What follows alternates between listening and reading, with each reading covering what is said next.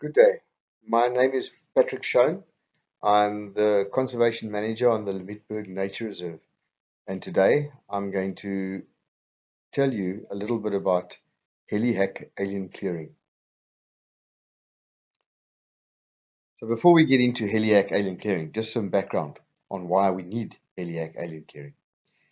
The Western Cape Mountains are one of the strategic water source areas for surface water in South Africa. The strategic water source areas cover 8% of South Africa and supply up to 50% of the mean annual runoff. And the biggest threat to these areas are invasive alien vegetation and climate change. In 2023, the Working on Fire high altitude teams cease their operations, and our natural resource management teams are not able to do the work in these steep slopes. So there was a need for more tools in our toolbox for the management of aliens in these strategic water source areas, as well as our protected areas. So we need another plan. Okay, so this is not a new plan. It's been around for a while. In 2014, the Mountain Club of South Africa started using helicopters to combat aliens in their properties on the high mountain slopes. So for the first 2.5 years, the projects focused more on shooting biocontrol from helicopters, and they were targeting specifically Helihacking.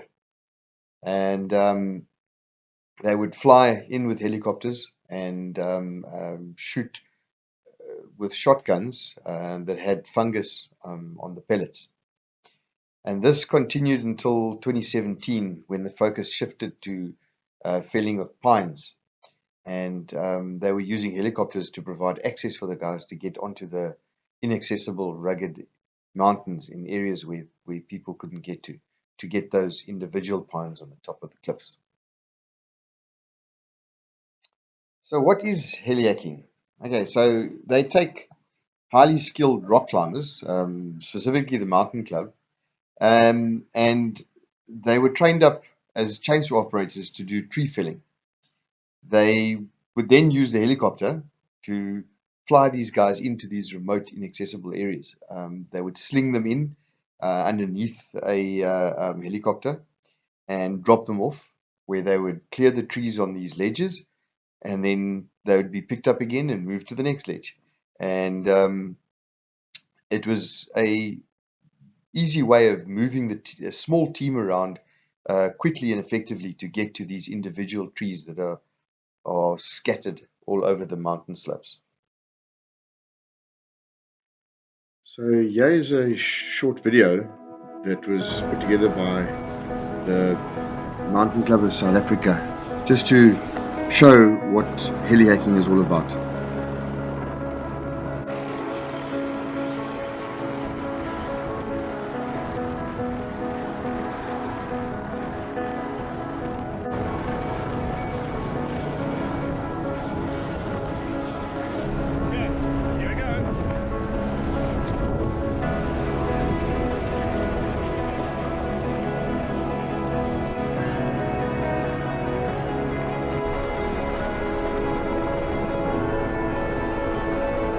A lot of this footage is taken in the Boland Mountains, as well as some of the mountain ranges in the Southern Cape. It just gives you an indication of the terrain that some of these pine trees grow on, and where this method of alien clearing is actually quite unique to be able to get to those little spots.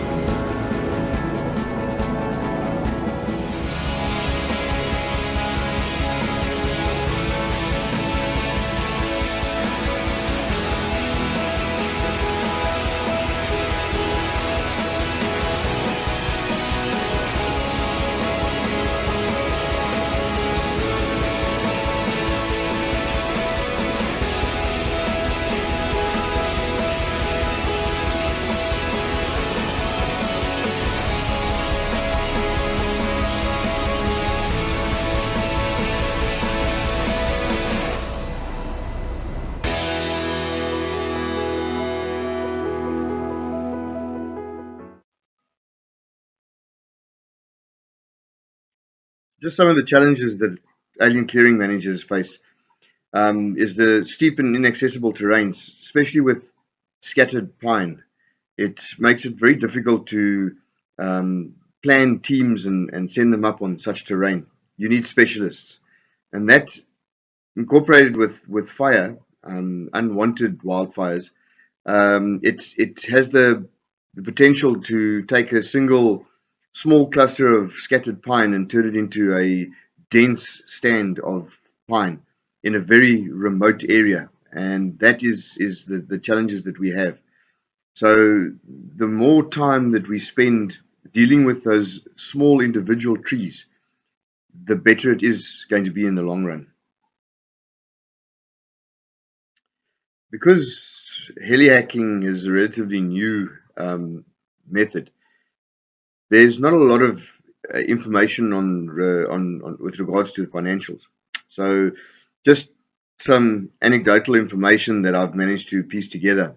If you use an NRM field verification methodology and you take roughly 2,300 hectares of pines with a density of 0.2%, it's estimated to take approximately 515 person days. So that's about 51 days for a 10-man team camping out in the mountains at a rate of 1,100 Rand per person day. And that's a rough estimate of the high altitude rates. It will cost approximately 566,500 Rand in 51 days to clear a 2,300 hectare stand. Now, there's not a lot of information with regards to the Helihack method. Its quantification hasn't really been looked at. I couldn't find a lot of information. But a typical Helihack over 3 days cost an average of 350,000 Rand, helicopters and all included. It's quite efficient in low densities because you're moving the teams from stand to stand or from tree to tree, and you can cover a lot larger area than you could with a conventional team because the helicopter is moving the guys the vast distances between the two trees, and you can clear a lot larger area a lot quicker because it's more efficient to move the teams around. But there are some inherent risks, slinging the teams under the chopper, working with aircraft in the rugged terrain, and is also very weather dependent. You need good weather conditions to be able to perform this task. Looking at some current projects, I mentioned earlier the Mountain Club of South Africa is doing helihacking. They've got a project that's been running since 2014. It's mainly been focused in the Boland and Groot Windhoek strategic water source areas, and it's been to contribute to the water users of Cape Town to increase water yield in those strategic water source areas. In 2014, though, the project was mainly focused on, they called it at that stage hack attack. They would get helicopters, they would load shotgun shells with fungus, and specifically targeting dense stands of Hackia. They would fly low over them and shoot randomly into these dense stands of Hackia with the shotgun shells to try and get the fungus to spread. This project is planned, organized, and managed by Chris and Alec McCurdy, and they've managed to bring together quite a well-trained and enthusiastic work team that can get into the mountains and do these things over weekends. 2017, they changed to slinging the guys, doing helihacking to try and get to those pine trees specifically now that were on inaccessible areas, and they would sling teams into the cliffs and then move them around. They also troop teams up and drop them off, and then move the teams around to the scattered pines. So all in all, over the last couple of years, they've managed to get funding from various sources. They've also got a couple of trusts that assist them in matching the funding that they put together, and they've managed to spend 4.4 million Rand in the mountain areas. They're also expanding.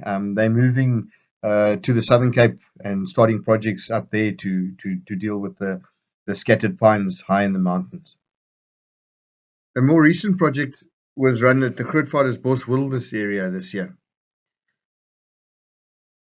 It was a collaboration between Cape Nature, Helihack, and local landowners.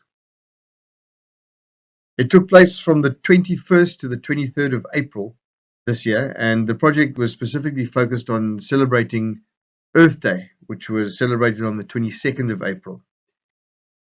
The aim was to clear invasive vegetation, particularly pine trees, in the high mountains of the Langeberg mountain range. The project was a collaboration between Cape Nature, the Helihack initiative, and NPC, private landowners and stakeholders from around the Grootvadersbos Nature Reserve.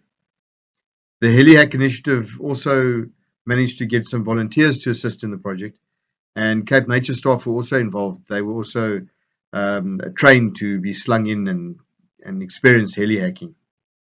Husqvarna, a chainsaw manufacturer, also sponsored a battery-operated chainsaw, as well as training on the safe use of this equipment that was tested out during this project. So in conclusion, if we have large areas with low densities that are left untreated, it results in these individual pine trees reaching maturity, and they then increase their spread and reduce water runoff. With fires, these scattered pines end up creating dense stands of pines. And these dense stands in remote areas and on inaccessible areas will require more funding to clear.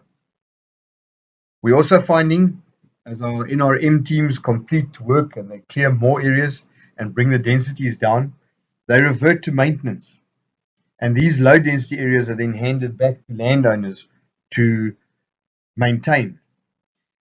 And that is necessitating the need for more of these sort of projects like helihacking to keep these maintenance areas in maintenance phase. Partners such as the Drakensberg Trust, the Fynbos Trust, and the Nature Conservancy, which are already involved in funding projects and sourcing funding, need to be approached for collaboration and project implementation, such as the ones that were showcased at Grootvadersbos. That's it from me on helihacking. Thank you for giving me this opportunity to let you see a little bit about what helihacking is, and thank you for taking the time to listen to me. Have a good day.